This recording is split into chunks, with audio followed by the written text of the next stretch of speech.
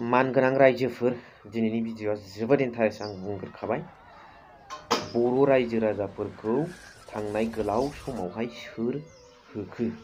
सान्ति सुक्ति जाखांनायनि उनावबो बर' रायजो राजाफ्रा होजाबावनो थांगासिनो नामा?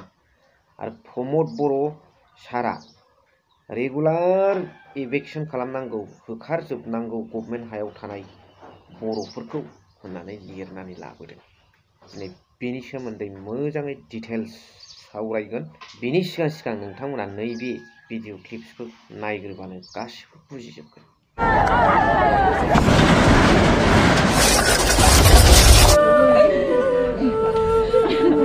जोंहा जा एभिक्सन जालांबाय, जोंनि बर' बिसाफोरखौ न' सेफायनानै जिसिबिफोरजों हुरलाबजोबनाया सोर हुरलाबजोबखो?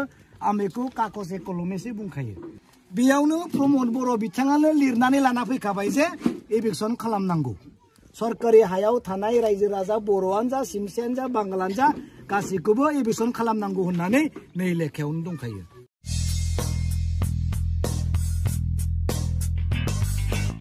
Hello everyone, once again welcome back to the channel. दिनैनि गोदान भिडिअ नोंथांमोन बयखौबो गोसो गोथारै बरायदों, लोगोसे आसा खालामो इसोरनि अननायाव नोंथांमोन बयबो मोजां दं।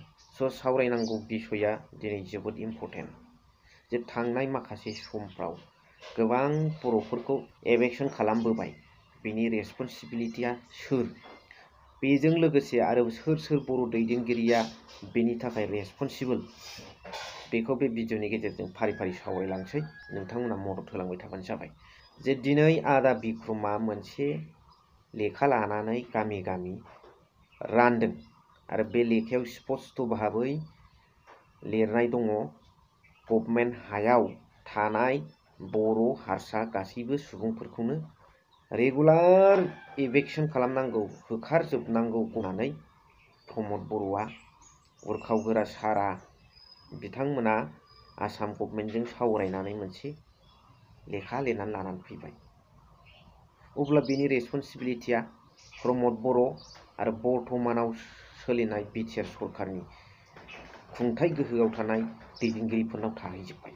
अब्ला नोंथांमोना सानना नायदो, जाय दैदेनगिरिफ्रा बर'फोरखौ आरो गुबुन गुबुन हारिफोरखौ बिटिआरआव थानाय साफ्रोमबो गभर्नमेन्ट हायाव थानाय रायजो राजाफोरखौ बर'आनो जा हारसायानो जा होखारनो होननानै लेखा लिरनानै लाबोनो हायोब्ला, दा बिनिफ्राय दुखुनांथावसिनानो माथो दंबावो जों रायजो राजाफोरनि थाखाय।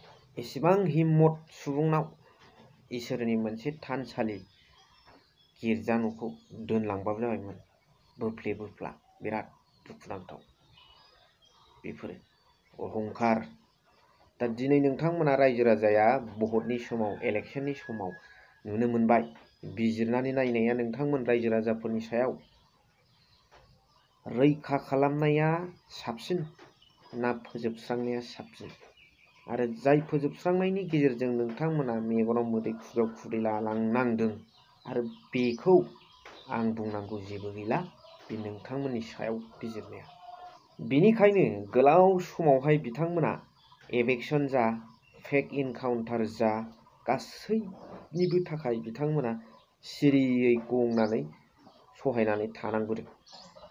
प्रेजेन्टआव सोलिनाय बिटिआर गभर्नमेन्टनि दैदेनगिरि बिथांमोना, खुंथाय गोहोआव थानाय दैदेनगिरि बिथांमोना, मानोना बिथांमोना लेखायावनो लिरनानै लाबोजोबखाबाय, जेखि खालामा जेखि माया सिरि थादों। ओंखायनो हय नंगौ, मोनफ्रोमखौबो स्टेट गभर्नमेन्टजों एगेन्स्टआव थानानै जोङो आदाय खालामजोबनो हाया। नाथाय लोगो एलायन्सआव थानायावबो जे दिनै मानो बेबादि जानो मोनखो? दिनै एलायन्सआव माखासे अपरचुनिटि थायो, बे अपरचुनिटिफोरखौ बिथांमोना मानो बिख'नानै लानो रोङाखै? दिनै मानो एलायन्सआव थासेयावबो, बिजेपिजों एलायन्सआव थासेयावबो इउपिपिएल गभर्नमेन्टआ रोजा रोजा बर'फोरखौ, रोजा रोजा गुबुन जाथि जन'गोष्ठीफोरखौ मानो होखो? बेफोरखौ जुदि बुंनानै एसेबो अफस होनो हायाब्ला, बेबादि सरकारखौ जोंनो मानो नांगौ? जाय सरकारनि गेजेरजों जोङो खारनाङोबा बड'लेण्ड ओनसोलाव थानाय, हाग्राबारि ओनसोलाव थानाय जोंनि सम्पति, बड'लेण्डनि सम्पतिफ्रा मानो गुबुननि जाखो? बेफोराव जोंनो थानो मोनाब्ला आरो बर' रायजो राजाफ्रा बहाथो थाहैगोन आरो बेफोरनि थाखाय मोनसे मोजां थि शेल्टार प्रभाइड खालामनो हायाब्ला जोङो मा सानगोन जोंनि गोसोआव मा बिग्रायखांगोन गभर्नमेन्टजों एगेन्स्टआव थानो नाङा आसाम स्टेटजों एगेन्स्टआव थानो नाङा नाथाय माखासे बुस्थुफोरखौ होबथानोथ' हानांगौ रैखाथ' खालाम हानांगौ बेफोर बर' जाथिनि सेन्टिमेन्टेल माखासे खोथा बेफोर बर'फोरजों बा गुबुन गुबुन जातिफोरजों मोनसे सेन्टिमेन्टेल इमोसन मोनसे इनाय हाबाफारि बेफोरखौ होबथानो हानांगौ मानो हायाखै आरो दिनै नायदो हाथाय बाजार बाला लांनो मोना इथा लाबोनो मोनला बिजनेस खालाम मोनला गय बिजनेस गैला पेट्रल ब्लेकआव सिन्थाय फानबावनो मोनला आं बारा बुंबाय थाला गाइस बे नोंथांमोननि सायावसै कमेन्ट्सल' हरदो बेबादि सरकारखौ मोननैखौबो बिजेपि एन्ड इउपिपिएल जोंनो नांगोना नाङा वी वान अर नट कमेन्ट्स हरदो नोंथांमोना बिनिनो माखासे खोथाफोरखौ नैबे भिडिअनि गेजेरजों नोंथांमोना नायलांदो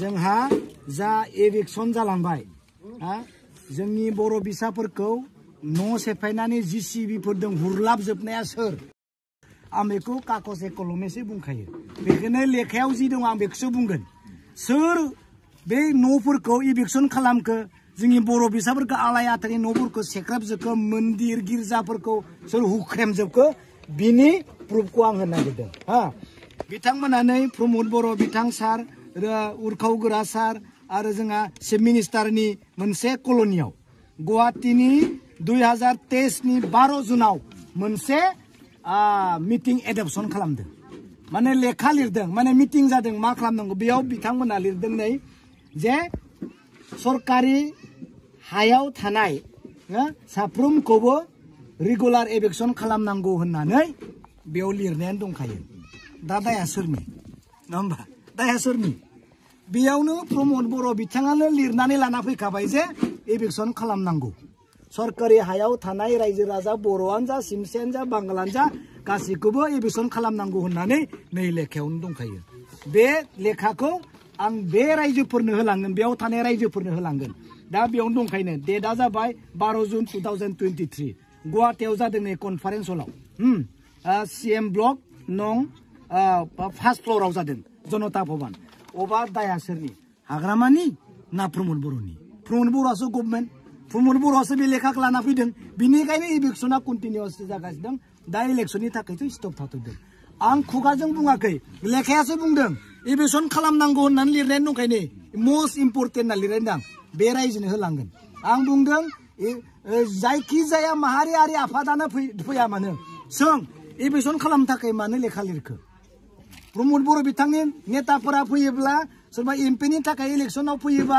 रायजोफोरखौ आं बुंखादों सों बे लेखाखौ मानो लिरना लाना फैखो हा होनोसो नागिरदों नोंसोरो जोंनो थानो थाखाय हा होनो नागिरदों खिन्थु नोंसोरो लेखायाव लिरखुमादों सिरि सिरि गासिबो एभिक्सन खालामनांगौ बेथ' आलादा जाबायना बिनिखायनोथ' सार्कोल अफिस लेखाफोरा सहैजोब्बाय एभिक्सनखौ धुमधाम खालामबाय जोब्बाय आं बे खोथाखौनो बुंनो रायजोफोरनियाव फैदों दिनैनि भिडिअखौ एसेखिनियाव फोजोबबाय थेंक इउ फर वाचिं लाभ इउ अल